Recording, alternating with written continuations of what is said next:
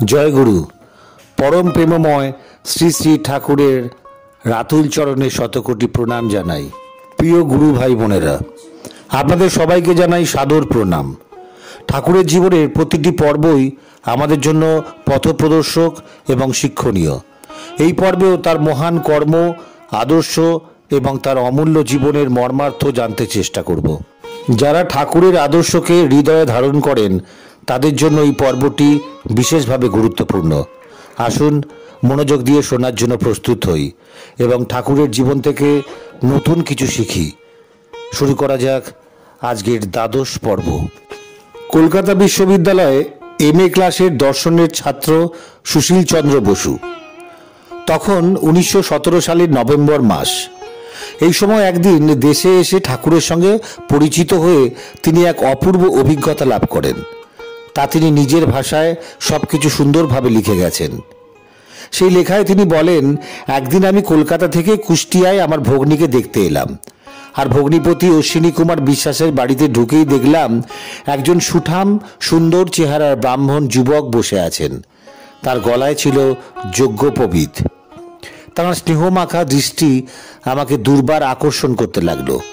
আমাকে দেখেই তিনি উঠে এসে আমার সঙ্গে পরিচিত না হয়েই আমাকে গাঢ় আলিঙ্গনে বুকে জড়িয়ে ধরলেন। তারপর বললেন, আমাকে কেমন লাগছে? আমি তার মধুর আচরণ ও কথায় অভিভূত হয়ে বললাম, আপনাকে দেখে মনে হচ্ছে আপনি যেন আমার অনেক দিনের চেনা, মনে হচ্ছে এক পরম আত্মীয়। তখন ঠাকুর বললেন, আমারও তাই মনে হচ্ছে। এরপর আমি হাত মুখ ধুতে গিয়ে আমার ভগ্নীপতির কাছে জানলাম এই ভদ্রলোকের নাম অনুকূল চন্দ্র চক্রবর্তী। তাকে সবাই ঠাকুর বলে ডাকে। কীর্তন করতে করতে তাঁর ভাব সমাধি হয়। তখন তাঁর বাহ্য জ্ঞান থাকে না, মুখ থেকে নানা রকমের গভীর তত্ত্বপূর্ণ বাণী বেরিয়ে আসে। তার জ্ঞান ফিরিয়ে আনার জন্যে টিকা পুড়িয়ে তার গায়ে ছ্যাঁকা দিলেও তার জ্ঞান ফিরে আসে না। এইসব কথা শুনে আমি আশ্চর্য হয়ে গেলাম। যাই হোক, হাত মুখ ধুয়ে এসে আমি সেই ঘরে ঢুকেই ঠাকুরের কাছে এমন কয়েকজন লোককে বসে থাকতে দেখলাম যাদের চরিত্র অতি নিকৃষ্ট ধরনের বলে জানতাম।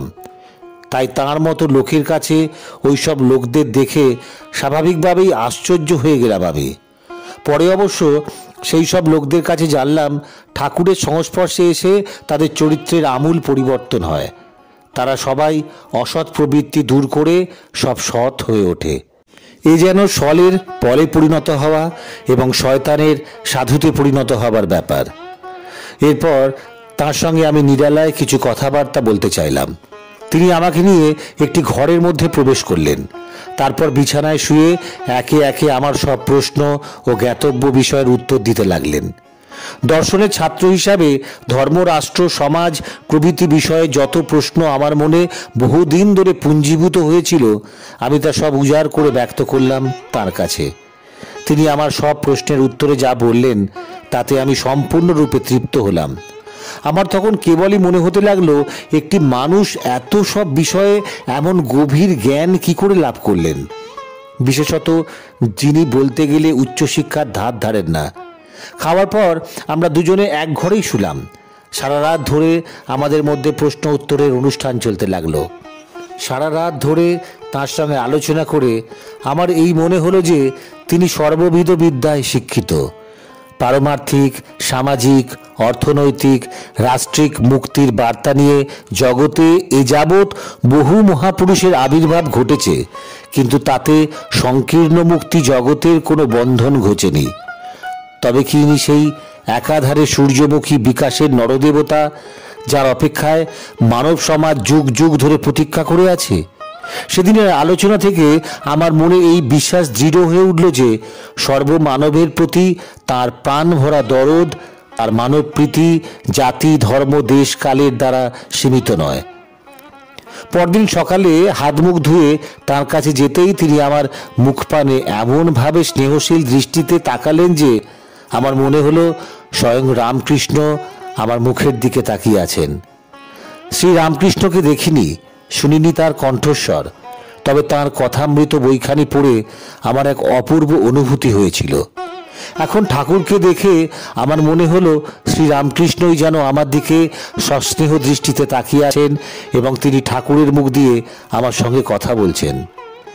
তিনি আমাকে তার কাছে এগিয়ে যেতে বললে আমি তার কাছে গিয়ে কেন জানি না সরাসরি বললাম, আপনি আমায় দীক্ষা দিন।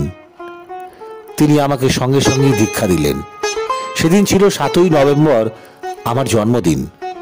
আমার দ্বিতীয় জন্ম হলো সেই একই দিনে। গত জন্মের অনেক পরে আজ এক নতুনতর উপলব্ধির মধ্য দিয়ে যেন আমার আত্মার নবজন্ম হলো আজ। 7ই ও 8ই নভেম্বর তার সঙ্গে কুষ্টিয়ায় থাকার পর 9 তারিখে কলকাতা ফেরার জন্য প্রস্তুত হয়ে উঠলাম। ঠাকুরও রাতুলপাড়ায় চলে গেলেন, কিন্তু ঠাকুরের সান্নিধ্য লাভের জন্য মন আমার এমনই ব্যাকুল হয়ে উঠল যে সেদিন আমি কলকাতায় যেতে পারলাম না। পরদিন আমি একজন লোকের সঙ্গে রাতুলপাড়ায় গিয়ে ঠাকুরের সঙ্গে মিলিত হলাম আবার। সন্ধ্যাবেলায় কীর্তনের আসর বসলো, শঙ্খ কাঁসর ঘণ্টা বেজে উঠল, খোল করতাল সহ সকলে মিলে কীর্তন ও তাণ্ডব নৃত্য শুরু করলেন। ঠাকুরও 2 বাহু তুলে মনোহর ভঙ্গিতে প্রাণের উচ্ছল প্রাচুর্যে নৃত্য করতে লাগলেন। কীর্তন করতে করতে সহসা বাহ্যজ্ঞান হারিয়ে ঠাকুর মাটিতে পড়ে গেলেন। মনে হলো তার দিব্য দেহখানি সমস্ত চেতনা হারিয়ে নিষ্পন্দ নিথর শবের মতো পড়ে আছে। এই সময় পাশের একজন লোক ঠাকুরের নিষ্পন্দ দেহের পায়ের বুড়ো আঙুলের দিকে দৃষ্টি আকর্ষণ করলেন। আমি দেখলাম সেই বুড়ো আঙুলটি থরথর করে কাঁপছে। হাত দিয়ে দেখলাম শরীর ঠান্ডা। এত উদ্দাম কীর্তনের পর হৃৎপিণ্ডের ক্রিয়া দ্রুত হওয়াই স্বাভাবিক, কিন্তু এ যে দেখছি হৃৎপিণ্ডের কোনো ক্রিয়াই নেই, চোখ দুটি পলকহীন। এমন সময় তার উদাত্ত কণ্ঠে উচ্চারিত হতে লাগলো অমৃত বাণী। সেই দিনটা 10ই নভেম্বর 1917। তখন ইউরোপে প্রথম বিশ্ব মহাযুদ্ধ চলছে।